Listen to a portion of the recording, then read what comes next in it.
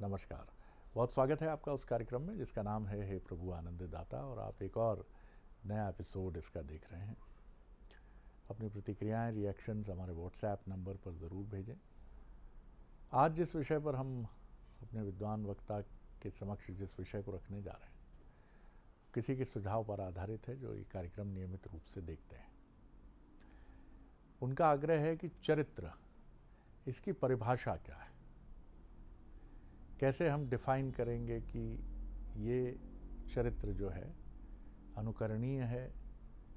और इनका ये भी कहना है कि इस युग में, कलयुग में, मर्यादा पुरुषोत्तम होना संभव है। तो क्या चरित्र की ये परिभाषा कुछ शिथिल भी होती है कि द्वापर में, त्रेता में और कलयुग में ये परिभाषा वैसी नहीं रहेगी? क्योंकि ये कहते हैं, इनकी दलील है कि मैं जानता तो नहीं हूँ, लेकिन मैंने जिस तरह का भाव प्रभु श्री राम और रावण के युद्ध के समय दोनों पक्षों का देखा, वो महाभारत में नहीं देखा। छल और प्रपंच का प्रतिशत कई गुना बढ़ चुका था, और उसके बाद तो फिर कोई सीमा ही नहीं रही जो हमने देखा। तो सतयुग, त्रेता, द्वापर और कलयुग तक आई ये कहानी क्या चरित्र की भी परिभाषा को शिथिल करती है कि नहीं, सतयुग में ऐसा, द्वापर में ऐसा, त्रेता में ऐसा और कलयुग में ऐसा? तो चरित्र को आप डिफाइन कैसे करेंगे? चरित्र के इंग्रेडिएंट्स क्या हैं, क्या उसके घटक, कंपोनेंट्स क्या होते हैं? और मोटे तौर पर अगर हम डिफाइन करना चाहें, बहुत गहरी छलांग पानी में हम बहुत गहरे ना उतरें, तो उसके जो प्रमुख 4, 5, 6 कंपोनेंट्स या घटक या गुण होंगे वो क्या होंगे? बड़ा रुचिकर लगा मुझे उनसे ये संवाद सुनकर कि वाह, बड़ी अच्छी बात समझने की कोशिश की है। क्योंकि चरित्र की परिभाषा कई बार आकाश और धरती की तरह इतनी विशाल हो जाती है कि हम भी नहीं समझ पाते कि आखिर चरित्र के गुण जो हैं, चारित्रिक लक्षण जो हैं, वो क्या होंगे। कोई व्यक्ति किसी एक जगह बहुत चरित्रवान है और दूसरी जगह हम देखते हैं कि उसका चरित्र बहुत ही पतित है, निचले स्तर पर है। किसी का किसी भाव पर बड़ा गहरा नियंत्रण है, क्रोध पर नियंत्रण है तो कपट पर नहीं है, कपट पर नियंत्रण है तो क्रोध पर नहीं है। कोई आवेग से ही भरा हुआ है तो किसी में आवेग ही नहीं है। तमाम बातें हैं। चलिए इसको सीधे अपने विद्वान वक्ता, भगवत गीता के अध्येता, मानस मर्मज्ञ प्रोफेसर डॉक्टर सुरेंद्र बिहारी गोस्वामी जी के समक्ष ले चलते। प्रणाम कर रहा हूँ डॉक्टर साहब जी। आप आज का आपका जो शीर्षक है वो बड़ा सुंदर है जी और आपने उसको चरित्र कह दिया है। जी। और चरित्र कहने के साथ बहुत स्पष्ट कर दिया है कि उसका अर्थ जो है किसी व्यक्ति के केवल विशिष्ट गुण से संबंधित नहीं है जो चरित्र में आदमी चरित्र और दुष्चरित्र में जो उपयोग करता है जी। तो हमारे यहाँ एक शब्द है चरित्र, जो आचरित होता है वो चरित्र बनाता है। अच्छा जी, जो थोड़ा और समझाइए इसको। मैं जी, उसको स्पष्ट कर रहा हूँ। आपने बहुत अच्छी बात अपने विश्लेषण में कह दी है। आपका विश्लेषण बड़ा गहरा और बहुत अच्छा है, शाब्दिक है जी। जो आचरित करने योग्य कार्य करता है उसका चरित्र होता है, अर्थात जिसको आप आराम से ग्रहण कर लीजिए, वाह, वो चरित्र है। वो चरित्र है। चरित्र को आप ग्रहण कर सकते हैं। जैसे रामचरित को तुरंत मन में धारण कर लीजिए, वो रामचरित मानस है। ध्यान करना, जो ग्रहण करने योग्य होता है वो चरित्र होता है। तो आप ग्रहण किसको करते हैं? शुद्ध भोजन, शुद्ध जल, शुद्ध व्यवस्था, स्वच्छ सारी चीजें, ठीक बात है, ये आप उसको ग्रहण करते हैं। कोई कितना आपको कह दे, आपने देख लिया पानी में कचड़ा पड़ा हुआ है तो आप उसके मन रखने के कह देंगे नहीं नहीं, मुझे प्यास नहीं लगी। प्यास नहीं लगी, क्योंकि आपको ये महसूस हो गया है कि पानी शुद्ध नहीं है। आप स्वर्णकार की दुकान में जाते हैं, वो अलग अलग आभूषण आपको दिखाता है। चरित्र जो है 100 टन सोने की तरह होता है, 100 टन सोने की तरह, कोई मिलावट नहीं। तो वहाँ कीमत अलग अलग हो जाती है। 18 कैरेट की अलग कीमत है, 22 कैरेट की अलग कीमत है, 24 की अलग है, और बिल्कुल 100% शुद्ध की अलग कीमत है। तो आपने जितनी शुद्धता, तो शुद्धता का आकलन क्या है? गुण। शुद्धता का आकलन क्या है? गुण। गुण किसमें विद्यमान होता है? जो गुणों से उत्पन्न होता है। संपूर्ण सकल सृष्टि का अपना एक चरित्र है, क्योंकि ये गुणों के क्षोभ से ही उत्पन्न हुआ है। काल, कर्म और स्वभाव तीनों मिले, काल रुक गया। किसके लिए? क्रिया के लिए। उस काल में क्रिया होने लगी। क्रिया किसके लिए होने लगी? एक स्वभाव को प्राप्त करने के लिए। तो वहां उनके क्षोभ से किसके साथ क्षोभ हो रहा है?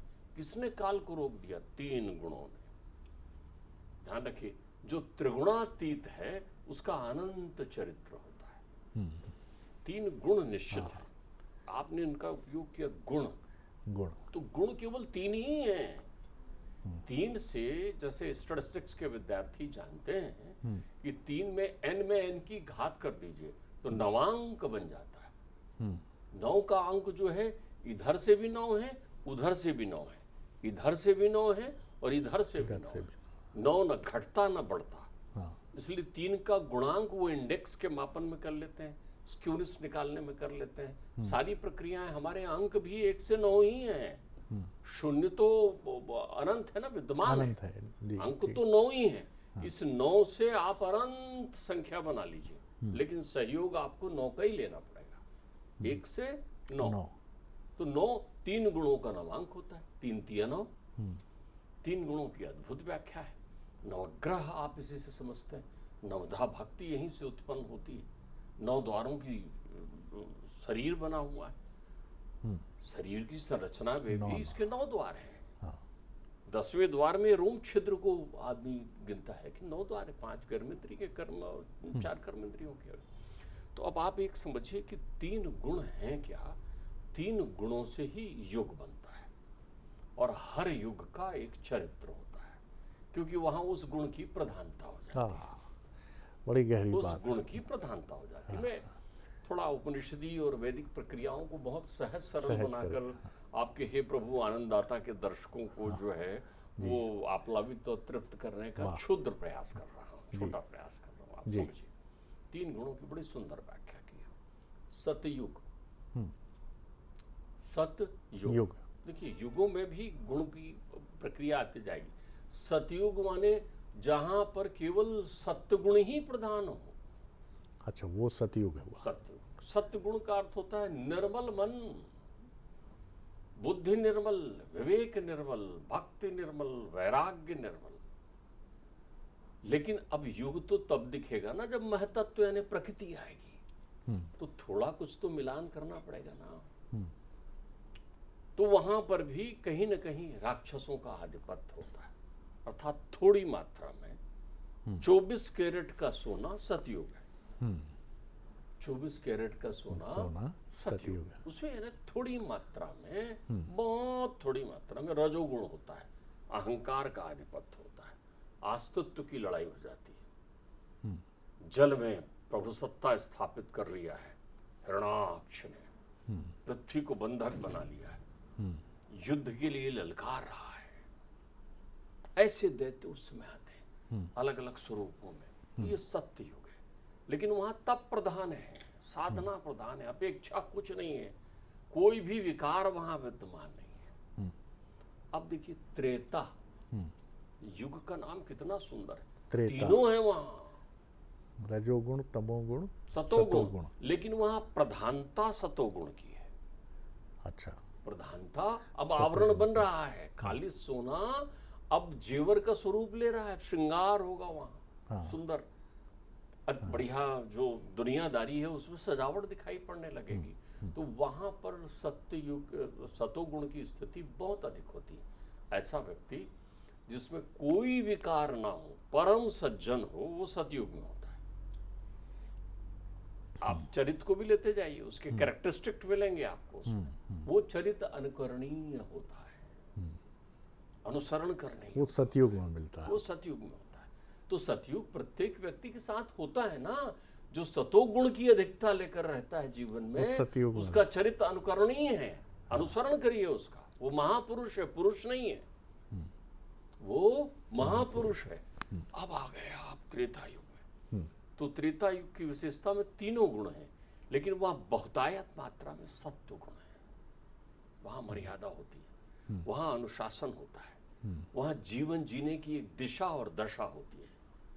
वहां अधिकता लोभ क्रोध की नहीं होती, वहां सब चीजें साम्य बिंदु में होती हैं। वहां कोई दुष्ट हृदय जैसे व्यक्तियों की तलाश बहुत कम होता है, बिरले होते हैं। जो हो जाए वो त्रिलोक प्रसिद्ध हो जाता है कि वो दुष्ट है। तो उसमें सत्य है और अहंकार है, राजसी सत्ता भी वहां आ जाती है जी। वहां लोग संघर्ष करते हैं, क्षेत्र बढ़ाते हैं, राज सत्ताएं आती है, प्रभु सत्ता का अहंकार भी वहां विद्यमान होता है।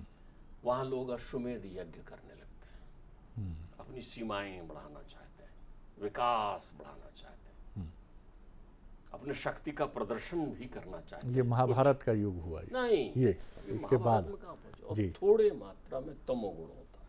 अच्छा थोड़े मात्रा जी। तमोगुण का अर्थ होता है आप दूसरे का अहित चाहें, सबका हित चाहें, सतोगुण हो गया। अपना हित चाहें, रजोगुण हो गया। रजोगुण हो गया। और दूसरों का अहित चाहें, तमोगुण हो गया। हाँ इसमें हित नहीं है, बहुत इसको बोलचाल की भाषा में समझिए। जी। तो इसमें सत्य की मात्रा बहुत अधिक है, तो त्रेता युग हो गया। तो वहां पूजे जाते हैं पुरुषोत्तम। कौन पुरुषोत्तम? जो मर्यादावान हो। वाह, बहुत वहां सुंदर। चरित होता है, चरित शुद्ध, मर्यादा पुरुषोत्तम राम। वहां रावण होता है जो दूसरे का अहित करता है, भाई का अहित करता है, समाज का अहित करता है, पापाचार इत्यादि कर्मों में रत रहता है और उसका वध होता है। और जो ऐसा करता है वो पूजनीय हो जाता है, सर्वमान्य हो जाता है। वो त्रेता युग। ये गुण है, ये चरित है। चरित कहां से आया? काल कर्म स्वभाव से। प्रत्येक व्यक्ति अपने स्वभाव के अनुरूप यही प्रक्रिया रखता है। तो आप में हमारे पिताश्री एक बात कहा करते थे किसी से, वो बहुत अच्छी बात थी मेरे पिताश्री। वो कहते थे कि बेटा, यदि तुम राम नहीं हो तो सीता की परिकल्पना मत करो, क्योंकि सीता राम को ही मिलती है, रावण को नहीं। यह है उस युग का चरित्र, यह है उस युग का मापदंड। सीता राम से कहती है उस युग में, वाल्मीकि रामायण में, कि ऐसा कोई तो राम का चरित्र बताओ जब वो बिना सीता के वन में गए हो। तो मैं आपके बिना कैसे यहाँ रहूंगी अकेले। हम कदम होते हैं जीवन में। ये होता है प्रेम का बंधन, जहाँ भाई भाई का होता है, परिवार होता है, कुटुंब होता है, समाज होता है, राष्ट्र होता है, सकल समुदाय का हित होता है, जहाँ केवट भी गले मिलता है, जहाँ निषाद परम मित्र होता है, जहाँ शबरी के जूठे बेर खाए जाते हैं। ये है त्रेता युग। फिर आता है द्वापर, द्वैत का युग। 50% गुण सतोगुण के होते हैं। सतोगुण केवल 50%, और 50 में रजोगुण और तमोगुण। तब महाभारत होता है, आधा और आधा, धर्म और अधर्म। द्वापर में द्वैत, धर्म और अधर्म, दोहरापन, ध्यान रखिएगा। डुअलिटी। त्रेता युग में धर्म की ग्लानि नहीं हो रही है। हाँ हाँ हाँ। त्रेता युग में धर्म की ग्लानि नहीं हो रही, पाप बढ़ रहा है। पाप बढ़ रहा है। पाप के भार से पृथ्वी परेशान है। पाप को कौन सा होता है? प्रतिकूलता ही पाप है, नकारात्मकता ही पाप है, कुपथ ही पाप है, दुष्चरित्र हो जाना ही पाप है। रावण पूजा करता है शिव जी की, शिव तांडव स्तोत्र लिखता है, घर घर में पूजन होता है। कोई शैव भक्ति में लगा हुआ है, कोई वैष्णव भक्ति में लगा हुआ, ये सब है त्रेता युग। लेकिन द्वापर में तो ये आ जाता है कि नहीं, मैं ही परमात्मा हूं, मेरा ध्यान कर, कंस। तब वहां अधर्म की प्रक्रिया उत्पन्न होती है, धर्म का प्रतिलोम होने लगता है, बनावटी जेवर सुंदर लगने लगते हैं, मिलावटी चीजें सामने आने लगती है, छोटा सा दोहरा चरित्र हो जाता है। आपने शब्द बड़ा गहरा उपयोग किया, धर्म की ग्लानि। थोड़ा सा इसको समझा दीजिए। धर्म पतित नहीं होता, धर्म नीचे नहीं गिरता, धर्म सर्वमान्य होता है। लेकिन द्वापर में ऐसा हुआ। देखिए जी, आप त्रेता युग में देखिए कि नारी सिखावत करसी न काना, धर्म है वहां। नारी बोल रही है अधर्म है, मंदोदरी कह रही है नाथ, ये ठीक बात नहीं, धर्म है वहां। धर्म है वहाँ। यहाँ तो अस्थि प्राप्ति भी कंस को कुछ नहीं बोलती ना। यहाँ तो गंधारी भी हाथ पकड़कर अपने पुत्र को नहीं रोकती ना। अरे क्या यहाँ तो द्रौपदी भी कहती है कि उसका रक्त लाओ तब मैं अपने केस रंगूंगी। तब वो कहते हैं यदा यदा हि धर्मस्य ग्लानिर्भवति। तो जिसके जीवन में, संपूर्ण जीवन में धर्ममय जीवन हो जिसका, उसका चरित्र होता है। तो जब धर्म की स्थापना के लिए आप प्रयत्न करते हैं और वो प्रयत्न में परमार्थ ही मुख्य होता है, परमार्थ करना ही, कि मुझे ये अहित को खत्म करना है, मुझे उस बदरंग दुख को खत्म करना है, तब आप जो कार्य दिखाने के लिए करते हैं, सीख के लिए करते हैं, धर्म की स्थापना के लिए, उसको लीला कहते हैं। वो भी चरित्र का एक अंग होता है। हो गया। इसलिए कृष्ण लीला होती है। ठीक बात है। लीला सीख के लिए, चरित्र ग्रहण करने के लिए। ये बहुत बड़ा गहरा अंतर है, ध्यान रखिएगा। गहरा अंतर है ये। राम ने जो कहा, राम ने जो कहा उसको संस्थापित करने का काम कृष्ण ने किया। तो कृष्ण ने जो किया वो राम के कहने को स्थापित करने के लिए किया। राम राज्य की संस्थापना करने के लिए जो कुछ भी उन्हें इस द्विविध युग में, दोहरे युग में करना, ध्यान रखिएगा। महाभारत नहीं होता तो आज आप ये समझिए इतने प्रकार के आप क्या अस्त्र शस्त्र गिराते हैं, क्या परमाणु बम है आपका। वो तो तिनके से परमाणु बनाने वाले लोग थे। आप क्या, आप पायलट के भरोसे और ड्रोन उड़ा रहे हैं। वहां तो मन की गति से चलाने वाले यान थे। ये सब नष्ट होने जरूरी थे मनुष्य के कल्याण के लिए, मानवता की स्थापना के लिए। तो ये विहंगम मंथन होता है उस युग में जहां सत्य एक पक्ष होता है और असत्य एक पक्ष होता है। असत्य के दो भाग होते हैं, एक स्वार्थ, दूसरा समाज का अहित। ये दोनों मिलकर एक पक्ष बनते हैं जी। वहां स्वार्थी हैं। द्वापर युग में बड़ी दुविधा इसलिए है कि लोग दोहरे व्यक्तित्व को लेकर आ गए। जब दैत्यों का संहार त्रेता युग में, सतयुग में सहजता से कर लिया गया क्योंकि वो दिखते थे, तो दैत्यों ने संगठित होकर यह प्रण किया कि भाई वो जो त्रिभुवनपति हैं, जो गुणातीत हैं, वो हमारे अवगुणों को परख लेते हैं, जान जाते हैं, हम दिख जाते हैं। तो क्यों ना हम छद्म करें, क्यों ना हम छद्म करें। तो उन सब ने राजा, महाराजा, सैनिक, आम आदमी, जानवर, जो जिसको स्वरूप मिला उसका स्वरूप धारण करके यहाँ आ गया। अब आप कैसे पहचानोगे उनको? आप कहाँ पहचान रहे हो? कहीं रंभाता हुआ बैल फुंफकार लेकर आ रहा है उस बालक कृष्ण को मारने के लिए, वो राक्षस है उसके भेष में। कहीं महतारी बनकर पूतना चली आ रही है, थोड़ी मालूम चल रहा है। कहीं छकड़े के रूप में सकटासुर बैठा हुआ है, थोड़ी मालूम चल रहा है। कंस जो बाहर से प्रेम से अपने भांजों को बुलावा भेज रहा है और मन में उनको मारने का भाव रखा हुआ है, जो अपनी बहन को प्राणों से ज्यादा प्रीति कर रहा है, लेकिन आकाशवाणी सुनते ही शीश काटना चाह रहा है, ऐसे युग को द्वापर युग कहते हैं जी।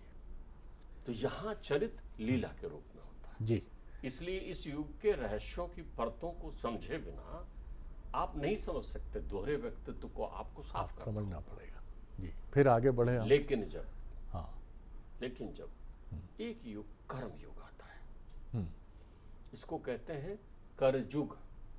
करजुग जो करेगा वो भरेगा, जैसा करेगा वैसा भरेगा, इंस्टेंट। क्योंकि यहां पर सत्य बहुत थोड़ी मात्रा में विद्यमान है। उसको तुझे, इसलिए यहां परमात्मा कहते हैं कर्मण्येवाधिकार अस्ति, अपने अधिकार में केवल कर्म रख भाई, जागृत हो जा, खड़ा हो जा, उठ जा, तेरे आसपास के परिवेश को समझ, जान।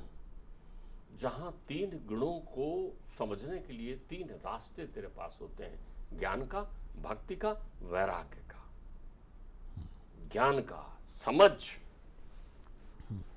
भक्ति का समर्पित हो जा, समझ के लिए, समझ के लिए समर्पित हो जा, और फिर जिसे प्राप्त करना है उसे प्राप्त कर, विरक्ति अपने मन में रख, वैराग्य जो तेरे साथ नहीं जाना है उसको छोड़ना सीख।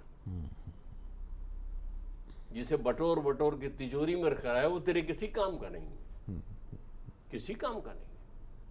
तो जीवन को त्याग भाव जीने की जहां कला है, क्या परमार्थ की प्रक्रिया है, तो यहाँ चरित्र निर्माण कर्तव्य की थाती पर लिखा जाता है। ध्यान रखिएगा, यहाँ कर्म की कलम होती है, यह जीवन में पुरुषार्थ की कहानी लिखी जाती है। जो आलसी निकम्मा होता है, जिसमें पुरुषार्थ विहीन होता है, वो पशुवत जीवन जीता है। यहाँ पशुवत जीवन के लिए गरीब होना ही पशुवत नहीं है जीवन। ठीक बात है। वो विषय वासनाओं के प्रति लंपट होता है, दिन और रात हाय हाय ही करता है। वो दिन में धन के लिए करता है, रात में वासनाओं के लिए करता है, परिकल्पनाओं को जीवन का यथार्थ मान लेता है, चलायमान संसार को अपना घर मान लेता है जी। वो इतना ना समझ होता है कि सपने में शीश कट जाने पर चीखते हुए उठता है, जबकि यथार्थ में शीश सुरक्षित होता है। इतना सुंदर दुर्लभ जीवन मिला है। तो ध्यान रखिए, हमारे यहाँ तो कलयुग में करयुग इसका मूल नाम है, करयुग। यहाँ पर तामसी वृत्तियां बहुत ज्यादा है, यहाँ राजसी वृत्तियां बहुत ज्यादा है, यहाँ स्वार्थ भी बहुत ज्यादा है और दूसरों के अहित करने की संभावना भी बहुत ज्यादा है। आप देखिए मनुष्य कि आपने तो मनुष्य में मनुष्यता की संस्थापना ही धर्म है, बस धर्म की इतनी परिभाषा है। हमने कई बार इस पर चर्चा की। मनुष्य में मनुष्यता मनुष्य का धर्म है, पशु में पशुता पशु का धर्म है। पशुता के विरुद्ध वो कुछ करता है तो वो अतिरिक्त करता है, फिर हमारा ध्यान चला जाता है, अरे वाह शेर घास खा रहा है, हम देखेंगे उसको, ये तो कमाल हो गया, वो तो शाकाहारी कुत्ता है। श्वान शाकाहारी हो गया, हम देखने जाएंगे, ये तो भाई शनिवार को कुछ खाता नहीं, हम देखने जाएंगे, ऐसा कैसा, उसके गुण नहीं है जी। जहां अवगुणों का घनत्व तो बढ़ जाता है जी, और गुण ढूंढे नहीं मिलता, वहां चरित्र संहारे पढ़ना पड़ता है, देखना जी। पड़ता है। आज तो आपने ऐसी गंगा में स्नान करा दिया कि बहुत सारे प्रश्नों के उत्तर मिल गए। अब देखिए सतयुग के बाद त्रेता, जहाँ तीनों गुणों का प्राधान्य है, लेकिन सबसे बड़ा जो गुण है वो सतो गुण है और इसीलिए राम है।